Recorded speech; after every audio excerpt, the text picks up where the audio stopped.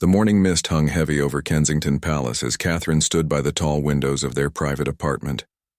Her fingers traced the cold glass while she watched the early commuters hurrying along the street below. Today felt different from all the other days. There was a weight in the air that seemed to press down on everything around her. William had been unusually quiet during breakfast. He sat across from her at their small dining table, the one they had chosen together when they first moved into the palace. His tea had grown cold while he stared at the morning papers, but Catherine could tell he wasn't really reading them. His mind was somewhere else entirely. The children had already left for school with their protection officers. George had complained about his mathematics homework, Charlotte had forgotten her ballet shoes again, and little Louis had insisted on wearing his favorite dinosaur jumper despite the formal school dress code. It was a perfectly normal morning, yet everything felt extraordinary because they both knew what was coming. Catherine had spent weeks preparing for this moment, but now that it was here, she felt completely unprepared. She had practiced what she would say, how she would stand, even how she would breathe during the difficult moments ahead. Yet her heart was racing as if she was about to face something entirely unknown. The palace staff moved quietly through the corridors, speaking in hushed tones. Everyone seemed to understand the gravity of the day without needing to be told. Mrs. Thompson, their longtime housekeeper, had prepared William's favorite breakfast of scrambled eggs and toast, but he had barely touched it. She had also arranged fresh flowers in every room, white roses that filled the space with their gentle fragrance. William finally looked up from his untouched newspaper and caught Catherine's eye. In that single glance, they shared everything they couldn't say out loud. 20 years of marriage had taught them to communicate without words, and today that silent language was more important than ever. The telephone on William's desk had been ringing all morning. Private secretaries, government officials, and family members all wanted to speak with him. Each conversation was brief and formal, but Catherine could see how each call added to the burden he was carrying. His shoulders seemed to grow heavier with every passing hour. Catherine remembered their wedding day when they had promised to support each other through everything life might bring. Standing in Westminster Abbey, surrounded by 2 billion people, watching around the world, she had felt invincible beside him. Today, that same partnership felt more precious and fragile than ever before. The security briefings had been thorough, but couldn't prepare them for the emotional reality they now faced. Charts and schedules could organize the logistics, but nothing could organize the feelings that threatened to overwhelm them both. Catherine had always been the strong one in their relationship, the steady presence that kept their family grounded, but today she needed William's strength as much as he needed hers. Outside, the British press had gathered in their usual spots, telephoto lenses pointed toward the palace windows. Catherine pulled the curtains closed, not out of anger but from a need for privacy during these final precious hours. Today belonged to their family, not to the cameras and the constant public scrutiny that had shaped their entire adult lives. William stood and walked to where Catherine was standing. Without saying anything, he placed his hands gently on her shoulders. They stood together in silence, two people who had shared everything and were now facing the most difficult challenge of their lives. The weight of duty, family, and an entire nation's expectations pressed down on them, but in that moment they were simply a husband and wife holding each other close. The afternoon brought an unexpected visitor to Kensington Palace. Prince Harry arrived quietly through the private entrance, his face serious but determined. The brothers had not spoken properly in months, but today was different. Today, old arguments and hurt feelings seemed less important than being together as a family. Catherine watched from the upstairs window as Harry's car pulled into the courtyard. She had always loved her brother-in-law's infectious laugh and easy charm, but today he looked older, more weathered by the challenges he had faced in recent years. The distance between the brothers had been one of the most painful aspects of the past few years for Catherine, who remembered the close bond they had shared growing up. William met Harry at the door personally, something he rarely did anymore. Protocol usually dictated that staff would handle such arrivals, but today protocol felt less important than family. The two men embraced briefly, and Catherine could see the years of tension begin to melt away in that single gesture. They sat together in William's study, the same room where their father had once discussed matters of state and family. Harry spoke quietly about his own struggles with duty and family expectations. He talked about the weight of being royal, the constant pressure of public life, and the difficulty of balancing personal happiness with family loyalty. William listened without judgment, something that had become rare between them in recent years. Today he could hear the pain in his younger brother's voice and remember the little boy who had walked behind their mother's coffin beside him. That shared tragedy had bonded them in ways that no argument could truly break. Catherine joined them after an hour, bringing tea and the small biscuits that Harry had always loved as a child. She sat quietly while the brothers talked, offering the kind of gentle presence that had made her such an important bridge between them over the years. Her ability to listen without taking sides had helped heal many family wounds. The conversation turned to their children, and Harry's face brightened as he talked about his own son and daughter. William showed him recent photos of George, Charlotte, and Louis, and for a moment they were just two proud fathers sharing stories about their families. The years of public scrutiny and media pressure faded into the background. Harry apologized for the harsh words that had been spoken in recent years, both in private and in public. He acknowledged the pain his decisions had caused the family, while William expressed his own regrets about how he had handled the growing distance between them. Neither brother was entirely right or wrong, but both were ready to move forward. They talked about their mother, Diana, and how she would have handled the current situation. Both men could imagine her sitting between them, refusing to let them remain angry with each other. Her memory had always been a source of both pain and strength for them, but today it felt like a healing presence in the room. Catherine excused herself to call the children's school and arrange for them to return home early. Today was a day for family to be together, regardless of homework assignments or after-school activities. The headmaster understood immediately and assured her that the children would be ready for collection within the hour. When she returned to the study, she found William and Harry looking through old photograph albums. Pictures of their childhood, their mother, family holidays, and happier times covered the coffee table between them. Both men were smiling now, remembering the joy that had existed alongside all the pain and pressure of their unique upbringing. The palace staff noticed the change in atmosphere immediately. The tension that had filled the building all morning began to lift as laughter could be heard coming from the study. Mrs. Thompson smiled to herself as she prepared afternoon tea, remembering the two young princes who had once raced through these same corridors. The children returned from school to find their Uncle Harry waiting in the drawing room with their parents. George, now tall and serious like his father, greeted Harry with a formal handshake that quickly turned into a warm hug. Charlotte ran straight to her uncle with the fearless affection that had always characterized her personality. Little Louis, who barely remembered Harry from their previous meetings, was shy at first but soon warmed up to his uncle's gentle humor. Catherine watched her children interact with Harry and felt a deep sadness for all the family moments they had missed. These cousins should have grown up together, sharing holidays and birthdays, creating the kind of memories that would last a lifetime. Instead, they were almost like strangers, polite but unfamiliar with each other.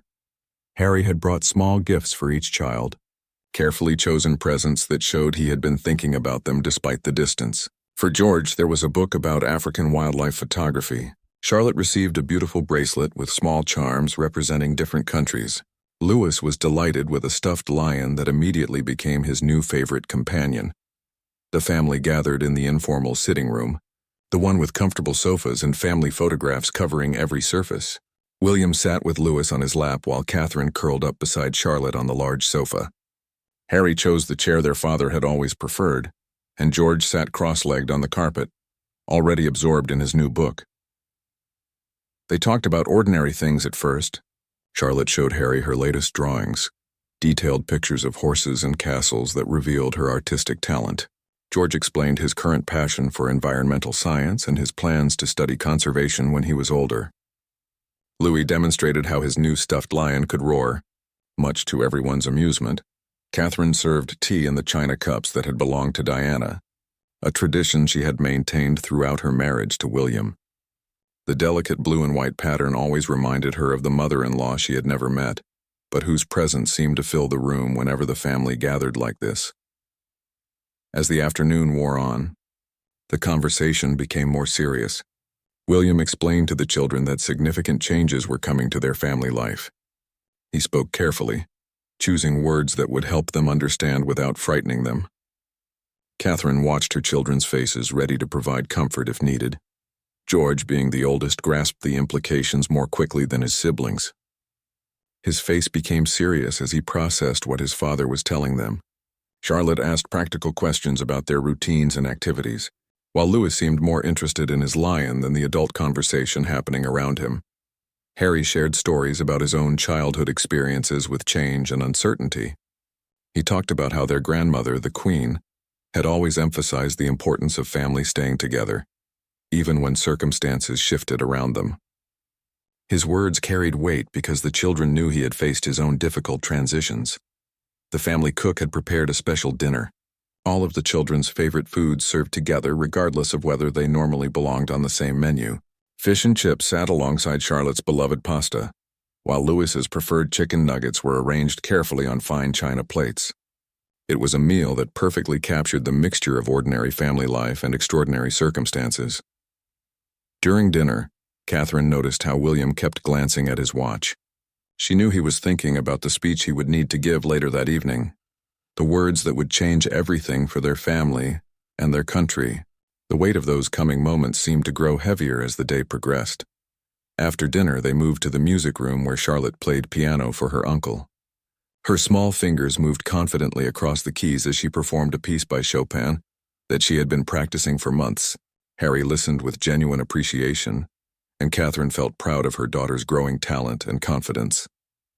The evening light was beginning to fade outside the palace windows, and everyone could feel that their time together was becoming more precious with each passing hour. As evening approached, King Charles arrived at Kensington Palace with Camilla. The monarch looked tired but determined, carrying himself with the dignity that had defined his long journey to the throne. His relationship with William had grown stronger since becoming king, built on a shared understanding of the burdens that came with their positions. The family gathered in the formal drawing room, a space usually reserved for state occasions and official photographs. Tonight it felt appropriately grand for what would be remembered as a historic family moment. Charles sat in the chair that had been his mother's favorite during her visits to Kensington Palace. William stood by the fireplace, the same spot where he had announced his engagement to Catherine more than a decade earlier. Tonight he would make an announcement of equal importance but vastly different emotional weight. Catherine sat nearby with the children, ready to provide support as he faced the most difficult speech of his life. Charles spoke first, his voice carrying the authority of kingship, but also the warmth of a father. He talked about duty, sacrifice, and the price that royal service sometimes demanded from families. His words were chosen carefully, acknowledging the difficulty of the decision while expressing his understanding and support. The king shared memories of his own struggles with balancing personal happiness and royal responsibility. He spoke about the years when he had felt torn between his heart and his duty, and how those experiences had taught him to value both love and service. His honesty about his own journey gave weight to his words. Camilla, who had once been seen as an outsider to the royal family, now offered the perspective of someone who had learned to navigate royal life later in life. She spoke about the importance of protecting family relationships even when public duties demanded sacrifice. Her presence had been controversial once, but tonight she was simply a stepmother offering support. The children listened quietly, understanding that they were witnessing something important, even if they couldn't grasp all the implications. George asked thoughtful questions about duty and choice, showing the wisdom that often surprised adults. Charlotte held her mother's hand tightly, sensing the emotion in the room even if she didn't understand its source. William finally stood to speak, his voice steady despite the emotion he was clearly feeling. He talked about the honor of serving the British people and the Commonwealth, but also about the responsibility he felt to his own family. His words carried the weight of years of careful thought and difficult decisions. Catherine watched her husband with pride and heartbreak. She had seen him struggle with this decision for months, watching him weigh every option and consider every consequence. Tonight, she could see the relief in his face at finally being able to speak his truth, mixed with the sadness of what that truth would cost them all. The formal announcement would come later, delivered to the nation through official channels and carefully scripted statements. But here, in this room with his family around him, William could speak from his heart about the choice he had made and the reasons behind it. Harry reached over and squeezed his brother's shoulder, a gesture of support that spoke louder than any words could. The years of distance between them seemed to disappear in that moment, replaced by the bond they had shared since childhood. Catherine felt tears gathering in her eyes as she watched the brothers support each other. Charles stood and embraced his son, a formal gesture that carried deep emotional weight. The king's own journey to the throne had been long and sometimes painful, and he understood better than anyone the complexities of royal duty. His support for William's decision was both personal and institutional. The palace staff had been quietly preparing throughout the day, making arrangements that would change the very structure of their daily lives. Security details were being reassigned, official schedules were being cleared, and protocols were being rewritten. The machinery of monarchy was already adapting to the new reality. Outside, the world continued as normal, unaware that everything was about to change. Traffic moved through London, people went about their evening routines, and television programs continued their regular schedules. In a few hours, all of that would shift as the news broke across the globe. The television cameras were already being positioned in the blue drawing room when Catherine went to check on the final preparations. The ornate room, with its silk-covered walls and priceless artwork, would provide the backdrop for William's address to the nation. Technical crews moved quietly and efficiently, understanding the gravity of what they were about to record. Catherine had helped William choose his clothing for the broadcast, selecting a navy suit that conveyed both authority and approachability. They had learned over the years that every detail mattered when speaking to the public, from the color of his tie to the way he positioned his hands.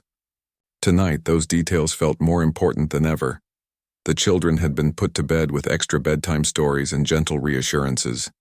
Charlotte had asked if they would still live at Kensington Palace, while George wanted to know if he would still attend the same school.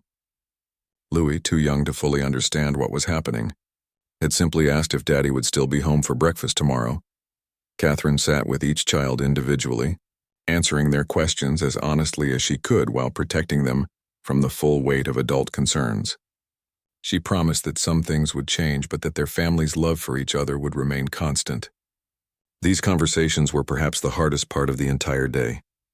William spent the final hour before his broadcast in his study, reviewing his speech one last time.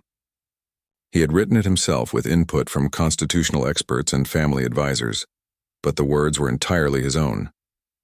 The speech would mark not just a personal decision, but a constitutional moment that would be studied by historians for generations. The Prime Minister had been informed earlier in the day and had expressed both surprise and understanding. Emergency sessions of Parliament would need to be called, constitutional lawyers would need to examine precedents, and government officials would need to manage the international implications. The machinery of state was already beginning to respond. Catherine joined William in his study as the final minutes approached. They sat together on the small sofa, where they had shared so many quiet moments over the years. The room was filled with photographs of their family, books they had read together, and mementos from their travels representing years of shared experiences. They talked quietly about their future, making plans that felt both exciting and terrifying. For the first time in their adult lives, they would have the freedom to make choices without considering constitutional implications or royal protocols. That freedom felt overwhelming after so many years of structured public service. The children would finish the school year at their current schools before any major changes were made to their routines.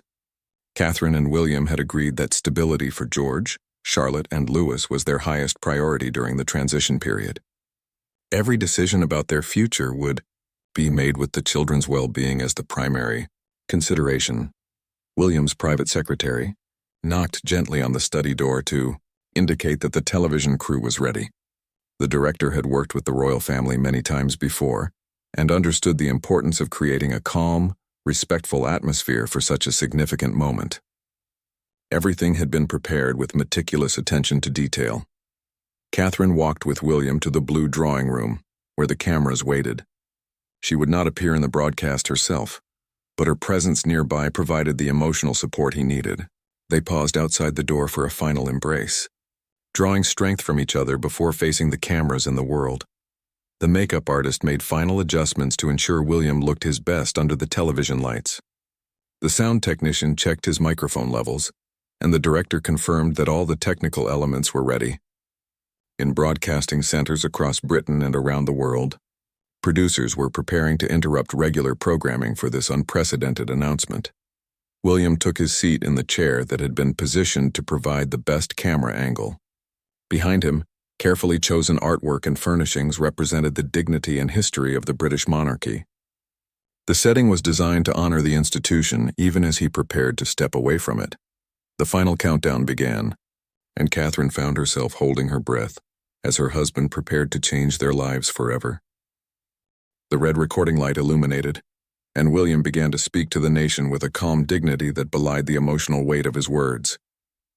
His voice was steady as he addressed the British people who had watched him grow from a shy young prince into the man he had become. Every word had been carefully considered, but the emotion behind them was entirely genuine. He spoke about his deep love for Britain and the Commonwealth, acknowledging the privilege it had been to serve in his role as heir to the throne. William thanked the British people for their support throughout his life, from his difficult childhood in the public eye through his marriage, military service, and the raising of his own children. Catherine watched from just outside the camera's view, her heart breaking and swelling with pride simultaneously. She could see the relief in William's posture as he finally spoke the words he had been carrying for so long. This was the moment when years of private struggle became public truth. William explained his decision to step back from his role in the line of succession, citing his desire to prioritize his family's well-being, and his belief that the monarchy would be better served by those who could give it their complete dedication. His words were respectful to the institution while being honest about his personal limitations. He spoke about Catherine and their children with obvious love and protection. William made it clear that this decision was his alone, that his wife had been nothing but supportive of whatever choice he made. He asked for privacy and understanding as they navigated this transition, particularly for their 3 young children who had not chosen this public life. The broadcast lasted exactly 12 minutes, a length carefully calculated to convey the full message without overwhelming viewers. William's final words were a pledge of continued service to Britain in whatever capacity he could, just outside the formal structures of monarchy. He thanked his father the king for his understanding and support. As the camera stopped rolling, Catherine immediately went to William's side. The television crew packed their equipment with quiet efficiency, understanding that they had just recorded one of the most significant royal broadcasts in modern history. The atmosphere in the room was heavy with the magnitude of what had just occurred. Within minutes, the palace telephone systems were overwhelmed with calls from journalists, government officials, and members of the public. News channels around the world interrupted their regular programming to report the unprecedented announcement. Social media exploded with reactions ranging from shock to support to criticism. The family gathered again in the informal sitting room, this time including Charles and Camilla, who had remained at the palace throughout the broadcast. The children, who had been allowed to stay up past their bedtime, peppered their father with questions about what would happen next. William seemed lighter somehow, as if an enormous weight had been lifted from his shoulders. For the first time in months, he smiled easily and laughed at Louis's silly questions. Catherine noticed the change immediately and felt a surge of hope for their future, whatever it might hold. Harry, who had watched the broadcast from the palace, expressed his admiration for his brother's courage. He understood better than anyone the difficulty of choosing personal happiness over royal duty, having made similar decisions in his own life. The brothers' relationship felt stronger than it had in years. The king spoke to the nation shortly after William's broadcast, expressing his love for his son and his respect for the difficult decision that had been made. Charles's statement was brief but powerful, emphasizing the monarchy's ability to adapt while maintaining its essential character. His support gave William's decision an official blessing that would be crucial in the days ahead. International news outlets picked up the story within hours, with royal correspondents and constitutional experts offering analysis and commentary. The announcement dominated headlines across the globe, with many comparing it to the abdication crisis of 1936, though the circumstances were entirely different. Catherine's phone buzzed constantly with messages from friends and family offering support and love. The overwhelming response was one of understanding and admiration for the family's courage in making such a difficult choice. Many people expressed relief that they had chosen their own happiness over external expectations. 3 months later, Catherine walked through the gardens of their new home in the Cotswolds, watching William teach Louis how to identify different types of birds. The morning sun filtered through ancient oak trees, creating patterns of light and shadow on the grass where Charlotte was reading under her favorite climbing tree. George practiced football against the garden wall, his kicks echoing across the peaceful countryside. The transition had been challenging, but ultimately liberating for the entire family. Without the constant pressure of royal duties and public scrutiny, they had rediscovered simple pleasures that had been impossible in their previous life. Family dinners lasted as long as they wanted. Weekend plans could be changed on a whim, and the children could play outside without security teams monitoring their every movement. William had found new purpose in environmental conservation work, using his knowledge and connections to support causes he had always cared about, but had never been able to fully pursue. He traveled frequently but came home every evening, something that had been impossible when royal duties kept him away for weeks at a time. His face had a relaxed quality that Catherine hadn't seen in years. The children had adapted to their new life with the resilience that had always amazed their parents. George particularly enjoyed the freedom to explore subjects that interested him, without worrying about whether they were appropriate for a future king. Charlotte had joined the local drama club and discovered a passion for acting that might have been discouraged in their previous circumstances. Louis, who was too young to remember much about their old life, seemed completely at home in the countryside. He spent his days building forts in the garden, helping Catherine with her vegetable garden, and pestering William to take him fishing in the stream that ran through their property. His laughter filled the house in a way that reminded Catherine why they had made their difficult choice. The relationship with the royal family had settled into a new normal that worked for everyone involved. Charles visited regularly, often arriving unannounced with gifts for the children and stories about his latest royal engagements. These visits were relaxed and informal, allowing grandfather and grandchildren to build the kind of relationship that had been difficult to maintain within the formal structure of royal life. Harry and his family had become frequent visitors, with the children finally developing the close cousin relationships that distance had previously prevented. The brothers spent hours walking through the countryside, talking about everything from their childhood memories to their hopes for their children's futures. The healing between them had been one of the unexpected gifts of this transition. Catherine had started writing, something she had always wanted to do but had never had time for during their royal life. Her first article about the challenges facing military families had been published in a respected magazine, and she was working on a longer piece about mental health support for young people. Writing gave her a voice that felt entirely her own for the first time in her adult life. The media attention had gradually decreased as the family proved that their new life was genuinely private and unremarkable. Occasional photographers still appeared near their village, but the intense scrutiny that had defined their previous existence had largely faded. The children could walk to the local shop or play in the village park without causing a sensation. On quiet evenings, Catherine and William often sat in their garden discussing how different their lives had become. They talked about the challenges they still faced, the occasional doubts about their decision and their hopes for the future. These conversations felt precious because they could have them without worrying about protocol or public perception. Their love story, which had begun in the spotlight of global attention, had found new depth in the privacy of their countryside home. They had learned to be just William and Catherine again, rather than the Duke and Duchess their public roles had required them to be. This simpler version of themselves felt more authentic than anything they had experienced in years. The farewell that had shattered Britain had ultimately healed their family, giving them the chance to choose love over duty and privacy over position. It was a decision that would be debated by historians and constitutional experts for generations. But for Catherine, watching her husband and children play in their garden on a peaceful Sunday morning, it felt like the only choice they could have made.